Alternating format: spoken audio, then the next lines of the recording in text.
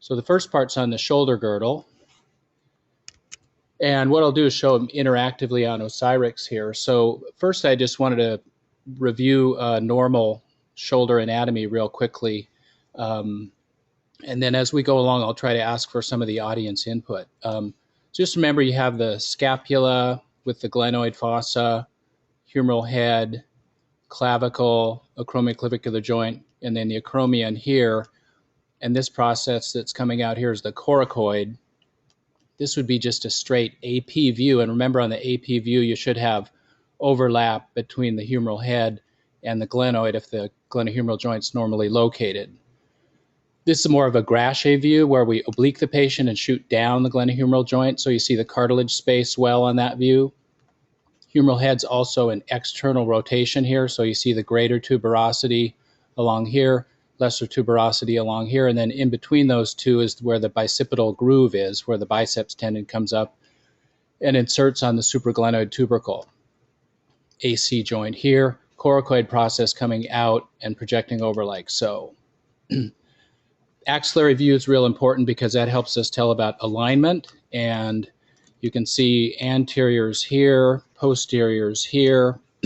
Here's the glenoid coming out, and it often looks a little bit ovoid because we're not exactly tangential to it. Humeral head should be centered on the glenoid. Here's the coracoid process coming out, projecting anteriorly. And then if you step back for a second, you can see the acromion scapular spine here. And then you can see the clavicle coming across here as well. So here's the distal clavicle. And so you can really see the AC joint if you look for it here on this axillary view. And that can help tell if the clavicle is displaced anteriorly or posteriorly. So that's just some real basic normal anatomy. So real quick from the audience, what are we looking at here? Yeah, anterior inferior shoulder dislocation. So this is an AP view, and you can see that the humeral head here is projecting medially to the glenoid and inferiorly. And typically these dislocations are antero-inferior. That's the most common type of a dislocation. So if you look at a Y view in that case, scapular spine, coracoid base here, scapular body, the glenoid is right in here. Now the chest is always going to be anterior to the scapula on this view, so you tell the humeral head is antero-inferior displaced relative to the clavicle. This is the Grashe view in this case, and you can see there's abnormal overlap between the humeral head here and the glenoid. Okay, pretty straightforward so far. Kind of a similar case here, different patient, and what are we looking at here?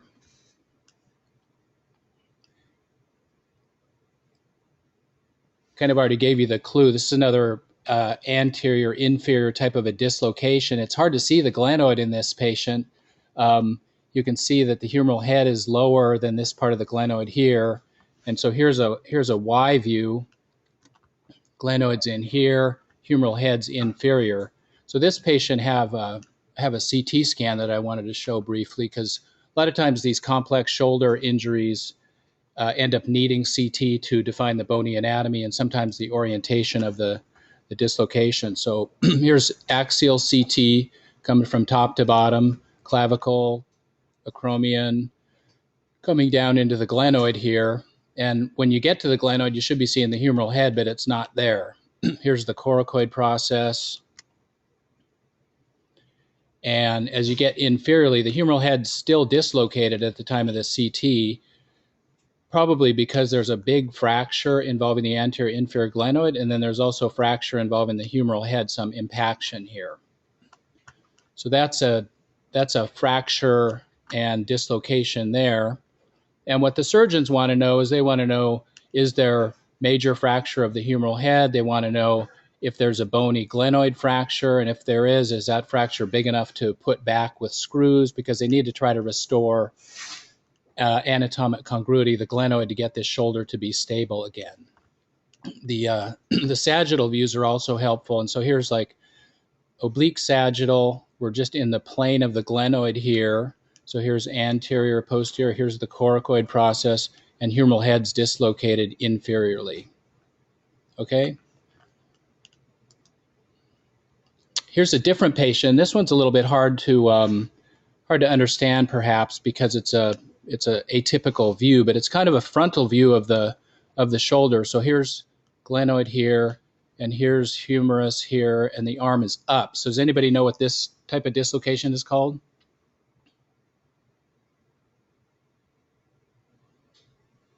Just have one other view. It's kind of hard to get good views on patients that are injured like this. So this is actually called what's called luxatio erecta, and it's where the humeral head is dislocated, typically antero-inferiorly, but the patient's arm is up because it's locked. So it's called that luxatio erecta, or the teacher's pet, because they're like raising their hand, like offering to answer difficult questions. So in this case, the patient got a CT scan, and in this oblique sagittal plane, you can see, so here's anterior, posterior, here's the glenoid, here's the humerus that's perched on the glenoid, and the arm is up in this patient. So a little bit of maybe a tricky patient to position for CT. So this is a pretty uncommon type of a dislocation, luxatio erecta.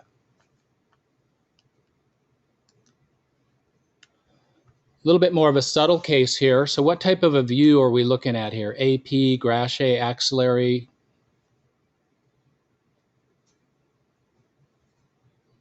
Right, just kind of an AP view. Humeral head's in internal rotation here. Here's the AC joint. When you see internal rotation, you can see this sclerotic line here. That should be the greater tuberosity of the humerus. The lesser tuberosity is in here, and then the bicipital groove is here. And if we look at the other view, so this, what type of view would this be?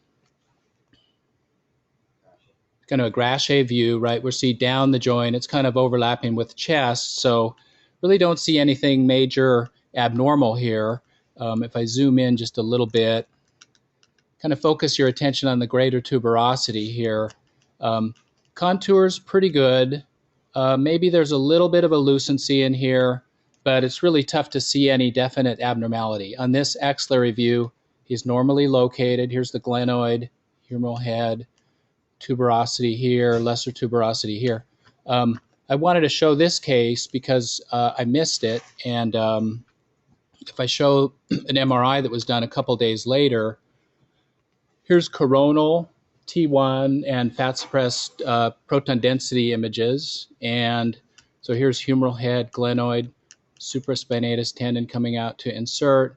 And what you can see is in the humeral head at the greater tuberosity, there's abnormal low signal on T1 corresponding with bright signal on T2. And here you can see a little bit of a low signal line. So that's a fracture line. So this is a non-displaced greater tuberosity fracture. And if we go back to the radiographs for a second, I think you can see, let's see, this one here, that in retrospect, there's a little hairline lucency right here that corresponds with that fracture.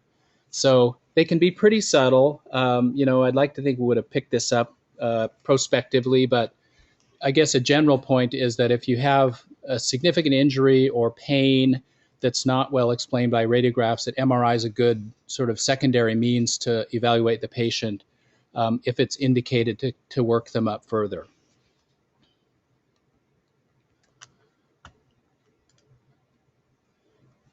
Next case here, I'll show the frontal view first and try to window this a little bit. What do you think about the alignment of the AC joint in this patient? It's hard to window this one. Yeah, it's wide. It's a little bit widened here, and it's also malaligned in that, remember, the distal clavicle, the undersurface, should line up with the undersurface of the acromion. So this elevation of the clavicle is abnormal. So that's consistent with an AC joint sprain of probably a mild degree, because this distance between the coracoid and the clavicle is still normal. One thing that's tricky on these shoulders is the coracoid itself. And so in this case, I think it's hard to see. When I show you the oblique view, you'll see what I'm talking about. But take a look at this oblique here, and does anybody see a fracture? Yeah, good. I mean, so it's fairly obvious in this example, but you just have to be able to kind of unwind the anatomy on these different radiographic views. So here's the Y view, scapular spine, coracoid, scapular body here.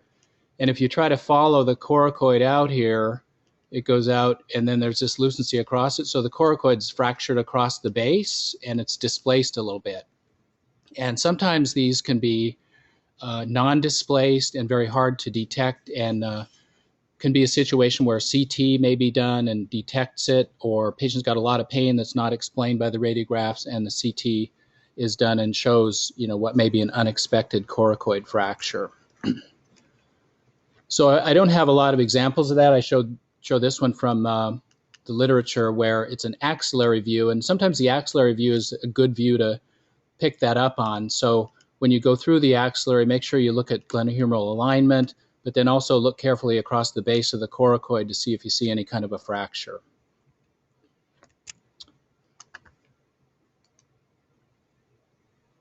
Okay, moving on ahead here. So let's see, what do you think about this patient's AC joint? It's also dislocated, and there's widening of the coracoid to the space between the coracoid process and the clavicle as well. So it's a larger dislocation. Yeah, so it's definitely malaligned, and it's two things at least are wrong. We don't see any fracture here, which is obviously something to look at. You can see the end of the clavicle as I window it there. But the clavicle is considerably elevated relative to the acromion. And so normally what you do is you'd have a line across here. The clavicle should line up with that. So this clavicle is elevated up by about 2 centimeters. And then this distance between the coracoid and the undersurface of the clavicle, that should be like about 12 millimeters normal. So if it's longer than that, then it's abnormal. And so here, if I draw a distance here, it comes out to be about 2.4 centimeters. So this observation is important because when you have widening of the coracoclavicular distance, that increases the grade of the AC joint sprain. So I have a slide on that as well. And there's 6 different types of AC sprains. I'd say really the top 3 are the most important ones to know. And the number types are a little bit small here, but you can see in type 1, that's where the radiographs actually may be normal. Somebody just got a mild sprain, but things are still fairly normally aligned, and the coracoclavicular ligaments are still intact here. Type 2 is a little bit worse, where you have some tearing of the ligaments, some malalignment there, but this coracoclavicular distance is still normal.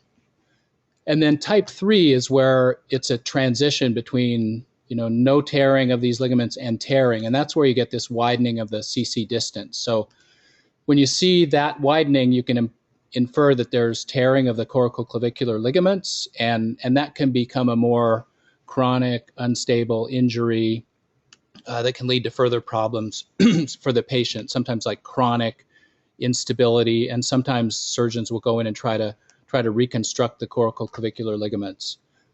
I won't dwell on the higher grades. This type 4 is where the clavicle is actually more posteriorly displaced relative to the acromion, and that can be difficult to detect unless you look carefully at an axillary view where the clavicle is posterior to the acromion. This is like flipped anterior posterior to what we're usually looking at. Type 5, you can think of it as like a higher grade 3, but what happens here is that the clavicle actually pokes through the through the trapezius muscle and is just subcutaneous. So that's more of an added muscle injury. And then type 6 I've never seen is where the clavicle sort of actually somehow figures out how to get underneath the coracoid process.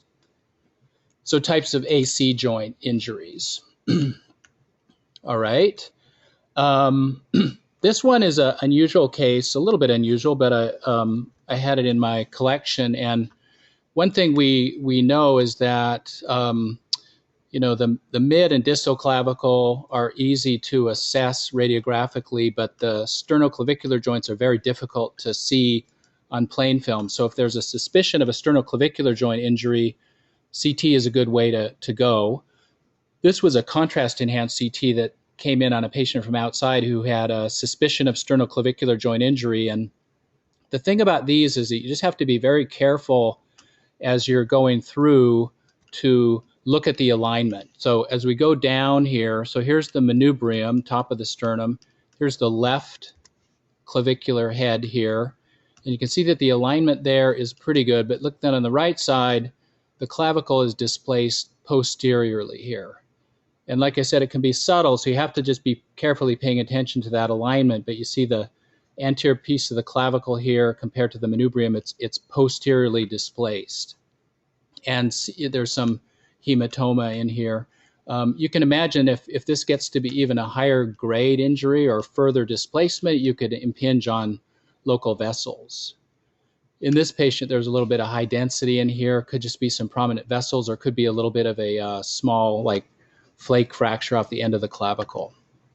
Coronals can be helpful, but again, you have to be really careful about paying attention to the alignment. So here's coming through coronally, nice contrast enhanced CT. And we kind of get through the right clavicle before we get to the left clavicle here. So when you look at routine CTs on your CTAs and so on, be sure to kind of glance at this and say, okay, are the sternomanubrial joints normally aligned? So on the left, it's normally aligned, but on the right, you have to keep going posteriorly to find that clavicle.